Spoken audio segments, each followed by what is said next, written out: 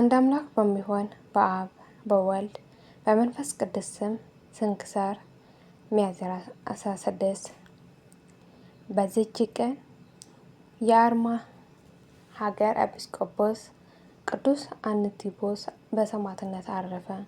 እርሱም የመለኮትን ነገር ለሚናገሩ ለወንጌላዊ ዮሐንስ ረድኡ ነው። እርሱም ከአይሁድ ወገን በግዛት ውስጥ አንድ ሰው የሚታይ እስከ አልሆነ ድረስ አይሁድን ያጠፋቸውና ኢየሩሳሌምን ባፈረሳት በአስባስያኖስ ልጅ በግማትያኖስ ዘመን ነበር።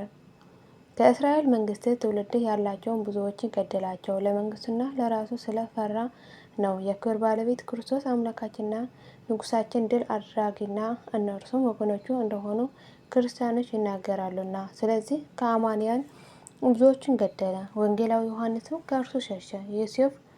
የዮሴፍ ልጅ በሮሜ ከተማ ታስሮ ሳለ ወደ ኢየሩሳሌም ጭፍራ ልኮ የአይሁድን ተወላጆች ወደ እርሱ አስመጣቸው። የክብር ባለቤት ስለሆነ ክርስቶስ መንግስት በጠየቃቸው ጊዜ ክርስቶስ ሰማያዊ ንጉሥና በሰማያት የሚኖር እንደሆነ በሕያዋንና በሙታን ሊፈርድ ለሁሉም እንደየሥራው ሊከፍል ዳግመኛ ይመጣል ዘንድ እንዳለው አስረዱት። ይህም ሰምቶ እጅግ ፈራ። ክርስቲያኖችንም ማሰቃየቱን ተዋቸው። ቅዱስ አንቲቦስን ግን የክብር ባለቤት ክርስቶስ ሊያስክደው ሽቶ ጽኑ ስቃይ አሰቃየው። እርሱም በስቃዩ ውስጥ በመታመን ጸና። ከዚህም በኋላ ከናስ በተሰራ በላመ ፈጅ ጋን ውስጥ አድርጎ ከበታቹ እሳት አነደዱ። እርሱም በውስጧ ሆኖ ስለ ከበረ ስሙ ምስክር ሊሆን ያድለው እግዚአብሔር ፈጽሞ ያከብርና ያመሰግን ነበር። ከዚህም በኋላ ስሙን ለሚጠሩና መታሰቢያ ለሚያደርጉ ከነፍስን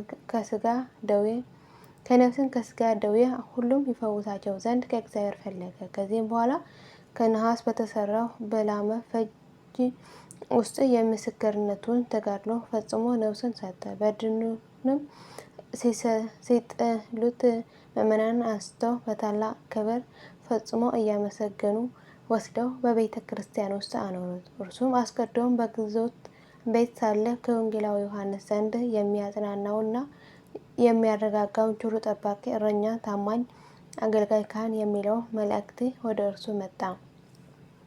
እንዲህም ብሎ ሁለተኛ ነገረው። በሰማዕትነት እንደሚሞት አንተ ከከበሩ ሐዋርያትና ከሰማዕታት ጋር ተቆጥረሃል። ደግሞ ከስጋው ጣፋጭ ሽቶ ቅባት እንደሚፈስስ ስለ እርሱ ተናገረ። እርሱም መዓዛው እጅግ ጣፋጭ የሆነ በእምነት ለሚሻው ሁሉ እስከ ዛሬ ጠቃሚ የሆነ ነው። በረከት ከእኛ ጋር ትኖር ለዘላለሙ አሜን። በዚህች ቀን ደግሞ የሰማዕት ሳባ መታሰቢያ ነው። በረከቱ ከእኛ ጋር ለዘላለሙ ትኖር አሜን። የወደቀ የነጥን በአፈትካ መላእክት ይታረምልኝ አሜን። አቡነ ዘበሰማያት ይትቀደስ ስምከ ትምጻእ መንግስትከ ወይኩን ፈቃድከ በከመ በሰማይ ከማሁ በምድር ሲሳየነ ዘለለዕለትነ ሀበነ ዮም ኅድግ ለነ አበሳየነ ጌጋየነ ከመ ንሕነድግ ለዘአበሰለነ ኢታብአነ እግዚኦ ውስተ መንሱት